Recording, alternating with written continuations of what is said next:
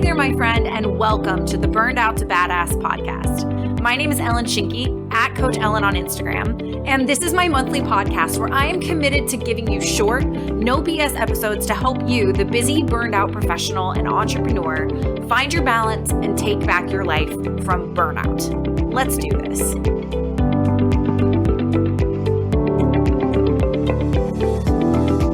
Hello, my friend, and welcome back to Burnout to Badass. I'm really excited to be back today. I'm also just really excited as I head into the fall. I feel like something I've been trying to do a lot of in my business and with my coaching and with this podcast. Frankly, this entire fall and end of summer for me has just kind of been about rejuvenating my interest, my motivation, mixing things up, doing things a little bit differently to add a little bit more pizzazz and fun into my business and into my coaching. And I'm doing a lot of things different this fall. You know, this podcast is a little bit different for me. I'm also, for Black Friday, I'm going to be having a really awesome holiday gift guide that I'm going to be putting together. So stay tuned for that. I decided that I'm bringing back the group program in 2022. So that's really exciting. And because I love snarky graphic tank tops and sassy mugs, I have actually been playing with incorporating products into my website. So all sorts of fun new things are happening that I'm really excited to loop you all in on. So stay tuned for all of that. The products are actually already up. If you want to go to coachellen.com, again, ELLYN, coachellen.com/products, you can check those things out. But actually, let's get into the meat of this, because today I'm really excited to be talking about how to avoid burnout early in your career. And this is a topic that I'd never actually thought about talking about until it's a question that came up during a recent speaking engagement that I was doing. Somebody asked specifically, what do we do to manage burnout when we're talking about burnout early in our career? Because let's be real, we know burnout is a problem now, no matter your seniority. But I think it's really important that this question was asked. And I think one of the important things to think about, and why I'm focusing on early career professionals in this episode, is because of the fact that people who are early in their career haven't had time to figure out their routines yet. You know, most of the more senior people in a corporate environment have. They've figured out what they need to do to take care of themselves. You know, they've done the trial and error, whereas persons who are earlier in their career haven't. Additionally, I think this is probably the bigger thing here, is the people who have seniority, they've already proven themselves. I think one of the biggest reasons why young professionals struggle with burnout is they're working to be seen within their company. You know, more senior people, the CEOs, the managers, whatever, they've already done so. They don't need to work their asses off to, you know, show that they belong in the company and that they have something to contribute. Young people and young professionals often feel like they have to prove and assert themselves. And so those lines and those boundaries that eventually will lead them to burnout, or their lack of boundaries, I guess we should say, are less crystal clear. And they may not even exist at all. So, you know, when I say early professionals, you know, early career, late career, I'm not necessarily putting any sort of time limit on that. You can kind of just think of it more as the more senior people within a company. You know, I am a manager in my company. I've only been at the company for, it'll be 3 years in March. I don't necessarily feel like I am established. You know, I've only been a manager for about 6 months now, and I feel like in a lot of ways I still have to prove myself. And so I definitely consider myself to still be in this early career mode, even though I am a manager and technically, you know, on the leadership team in my company. So I don't necessarily feel like it's cut and dry as to what you label as early career versus late. But those are the big reasons why I'm focusing on young professionals, early career professionals here, is because they haven't figured things out for themselves yet. And they probably feel the need to prove themselves in a way that somebody's more senior, they probably don't. It's not that they're the only ones that are struggling, but because they are still figuring out what they need to do to navigate burnout, they need this perhaps a little bit more than the senior people do. So what I'm going to be talking about as we go through this is, frankly, some bad habits that lead to burnout and what their replacements are. Ultimately, I think the best thing we can do to avoid burnout early in our careers stems from having positive habits. So instead of, you know, having those bad habits that keep us chained to our laptops, we're going to be talking about some switches and some replacements that you can use instead. So I've got 4 bad habits for you, so let's get into them. So first and foremost, our first bad habit and how we can replace it is not taking your lunch break or working through your lunch, both of which are equally bad habits to have here. And ultimately, the reason why this is such a big thing that we want to avoid is bare minimum, what you're doing here is you're ultimately just skipping crucial breaks. And we need breaks in our day to be our most productive. It's just a fact. It is a fact. I'm actually going to reference some studies that are in the associated blog post for today's episode, but we need those breaks. When you have a lack of breaks, it leads to what's called decision fatigue. And you've probably heard of this, but basically, I love definitions. The definition of decision fatigue is the deterioration in your ability to make decisions after a long period of decision making. That is what decision fatigue is. And actually, there have been a number of studies, one of which is very, very popular, that have demonstrated the detriment of decision fatigue. You know, there's a popular one about how judges were less likely to procrastinate and more likely to make sound decisions after lunch. There is another study that mentions that taking breaks restores your motivation toward what you're doing. So basically, bad habit number one is to avoid not taking your lunch breaks. And a better habit to replace that with is ultimately to change locations during your lunch break. I really like this one because, you know, especially because so many of us work at home now. I work from home. I've worked from home since I've worked from home since before it was cool, before COVID made it a necessity. But when you work from home, it's really, really easy to just stay at your desk. I will totally admit that I am guilty more than I want to admit of working at my desk with my lunch, not taking my lunch break and working through it. This is one that I absolutely struggle with. But the days where I get up and move away from my desk, and actually even just for me moving into my living room, it makes such a difference. And I think it helps you just avoid temptation when you just remove yourself from the place where you're tempted to keep working. So that is my better habit to replace this with. To avoid temptation, get up and change locations. It's going to help you avoid simply working through lunch. But I also find that for me personally, the change in scenery is really invigorating. I actually find my best way to do this is when I couple my lunch break with some sort of walk outside, even if it is simply to go get my mail or to take out the trash. Getting outside also I find to be incredibly beneficial for this. So bad habit number one is to not take your lunch break or to work through your lunch break. And a better habit to replace that with is to change locations during your lunch break. Either just remove yourself from the room that you work in, or better yet, get yourself outside. It's really beneficial for mental, emotional, creative, sensory rest, all kinds of rest. And it just feels tons better to get away. All right, so that's bad habit number one. Bad habit number two is to answer emails after hours or on the weekends. It kind of relates to the breaks thing we were just talking about, but we ultimately need disconnection. This is really what this one comes down to. We need disconnection from work to properly recharge, to regain our passion, our interest, our creativity. And this is actually something that I've started talking a lot about when I do speaking engagements. There's something called the pile-up effect. And this was by a guy named Dr. Thomas Conham-Palil. He actually published a Nature article not too long ago. It was published in March 2021. So like 7 months ago, where he basically said, and I'm going to quote him directly here, greater job-related stressors affect one's ability to dissociate from work. And what happens as a result of that is we then have trouble sleeping, we have trouble exercising, and just generally taking care of ourselves. It's like this crazy vicious cycle where we get stressed and overwhelmed, which makes us less able to recover, which then ramps up the stress and the burnout we're already experiencing. Like, does that not sound like the worst snowball effect you've ever heard? And it's actually got a name now. It's called the pile-up effect. And what happens, this is what he said happens, you are emotionally exhausted yet disconnected, which creates an inability to recover and leads to a pile-up effect. So when we don't take these breaks, especially in our after hours time and especially on our days off, on our weekends, it leads to this pile-up effect. And we have this snowball effect that happens so that we're just never able to properly recover. So we've got to disconnect from work to be able to properly recover from the stressors of our week.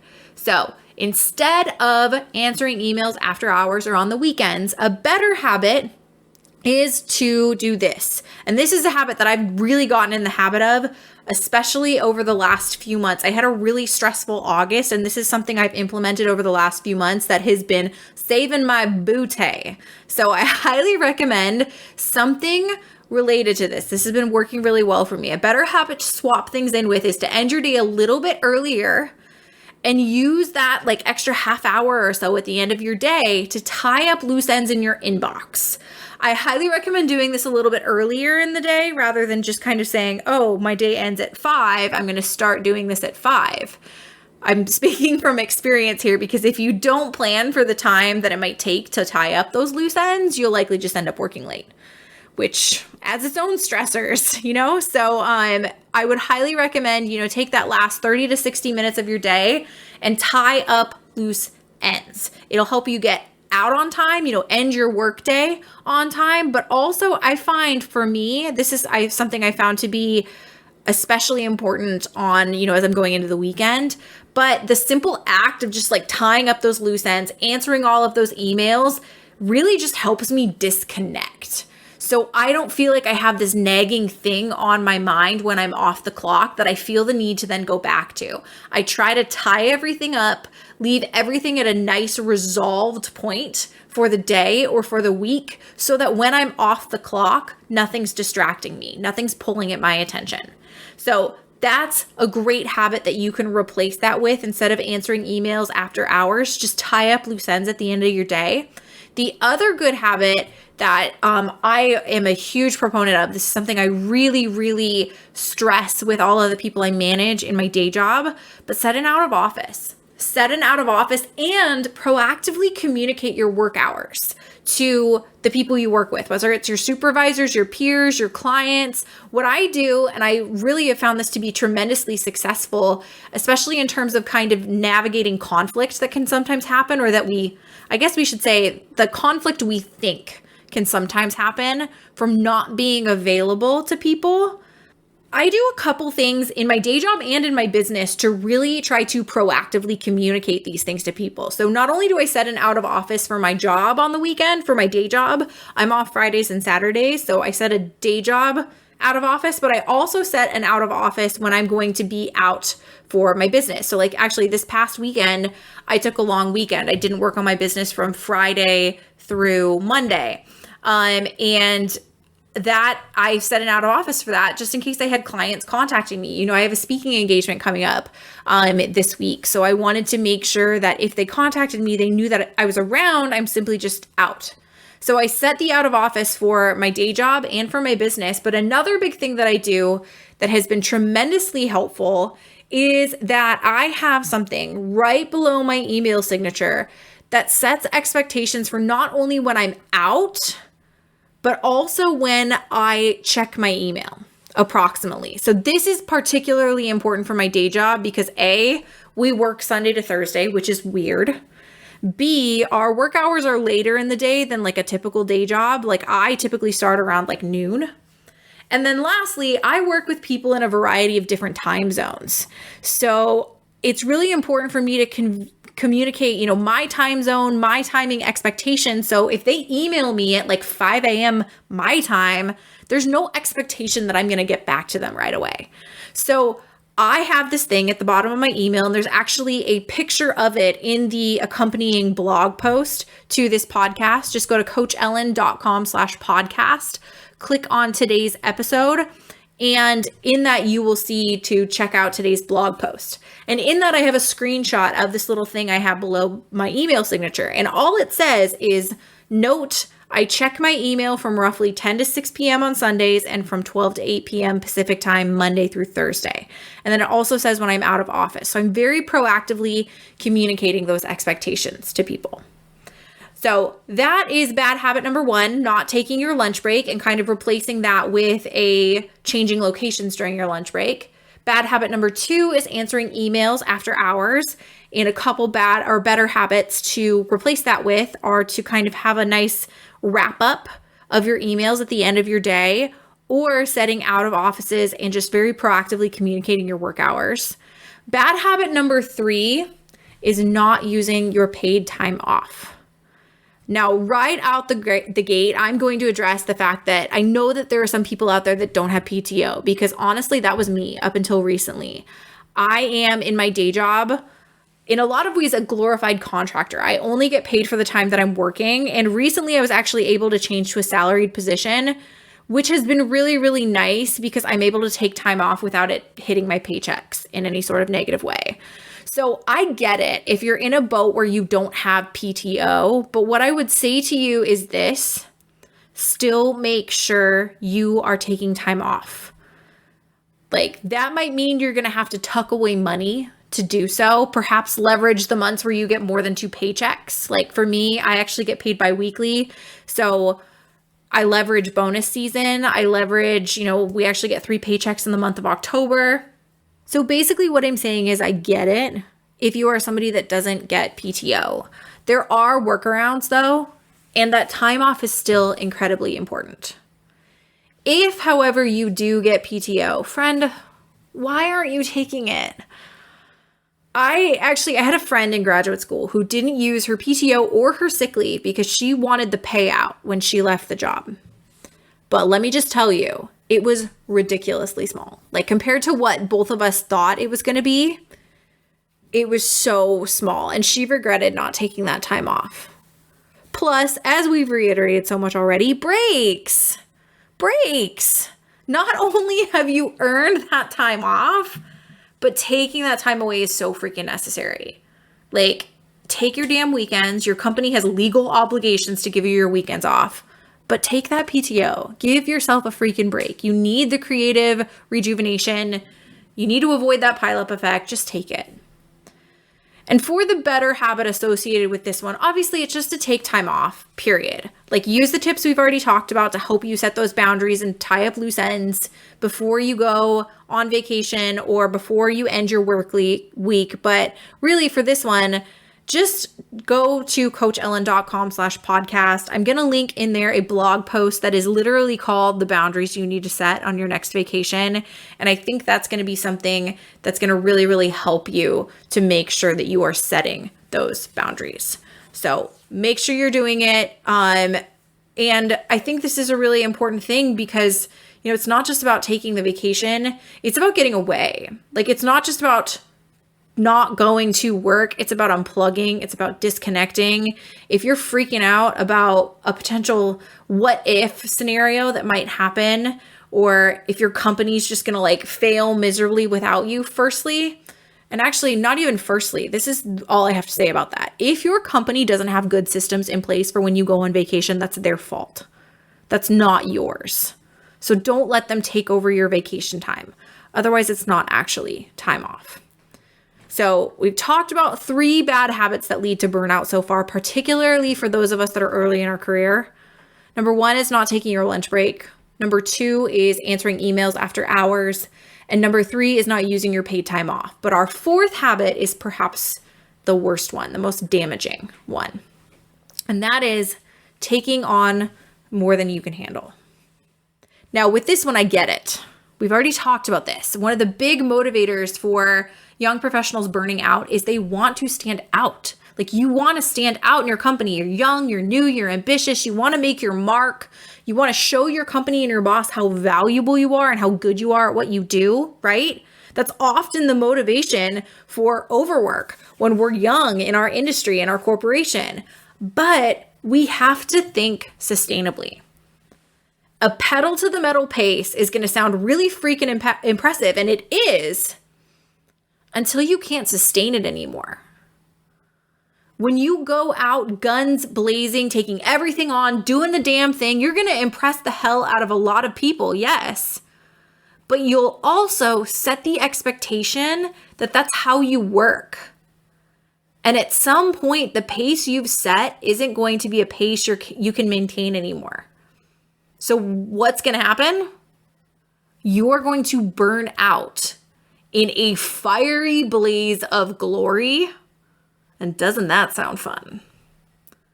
So that's bad habit number 4, taking on more than you can handle. And a better habit to replace that with is to set appropriate expectations from the get-go. ask yourself not only if this is something you can handle taking on, but also if the timeline over which they're wanting completion is feasible without burning yourself out. From my perspective and from what I've seen and experienced, that's often the problem. It's not that you can't do the work. You can.